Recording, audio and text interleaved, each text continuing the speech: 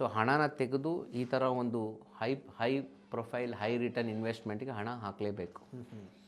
Risk ಅನ್ನೋದು ಬಹಳ ಕಷ್ಟ ಜನಗಳಿಗೆ, ಆದರೆ ಕ್ಯಾಲ್ಕುಲೇಟೆಡ್ ರಿಸ್ಕ್ ಅನ್ನೋದು ಭಾಳ ಒಳ್ಳೆಯದು. Not taking risk itself is the biggest risk ತೊಗೊಳ್ಳದೇ ಇರೋದೇ ದೊಡ್ಡ ರಿಸ್ಕ್ ಅಂತ.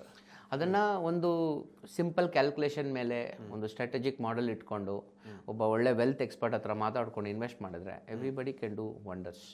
ನಾನು ಹೇಳೋದೇನೆಂದರೆ ಆ 8% ಜನ ಮಾರ್ಕೆಟಲ್ಲಿ ದುಡ್ಡು ಹಾಕಿದಾರಲ್ಲ, ಮಿಕ್ಕಿದ 92% ಜನ ಸುಮ್ಮನೆ ಕೂತಿದ್ದಾರೆ. ಅವರೆಲ್ಲರಿಗೂ ನನ್ನ ಸಲಹೆ ಏನಂದರೆ ಸಣ್ಣದಾಗಿ ಶುರು ಮಾಡಿ ಈ ಮಾರ್ಕೆಟ್ನ ಅರ್ಥ ಮಾಡ್ಕೊಳ್ಳಿ. ಸೊ ಮಾರ್ಕೆಟ್ಗೆ ಲಾಂಗ್ ಟರ್ಮಲ್ಲಿ ತುಂಬ ಹಣ ಕೊಡೋಷ್ಟು ಶಕ್ತಿ ಇದೆ. ರಿಯಲ್ ಎಸ್ಟೇಟ್ ಆಗಲಿ, ಬಂಗಾರ ಆಗಲಿ, ಪ್ರಪಂಚದ ಯಾವುದೇ ಅಸೆಟ್ ಆಗಲಿ ಲಾಂಗ್ ಟರ್ಮಲ್ಲಿ ಶೇರ್ ಮಾರ್ಕೆಟ್ ಕೊಟ್ಟಷ್ಟು ದುಡ್ಡು ಕೊಟ್ಟಿಲ್ಲ. ನೀವು ಯಾರು ಟ್ರೇಡಿಂಗ್ ಬರಬೇಕಾದ ಅವಶ್ಯಕತೆಯೂ ಇಲ್ಲ. ನೀವೆಲ್ಲ ನಿಮ್ಮ ಕೆಲಸ ಮಾಡ್ಕೊಂಡು ನೆಮ್ಮದಿಯಾಗಿರಿ.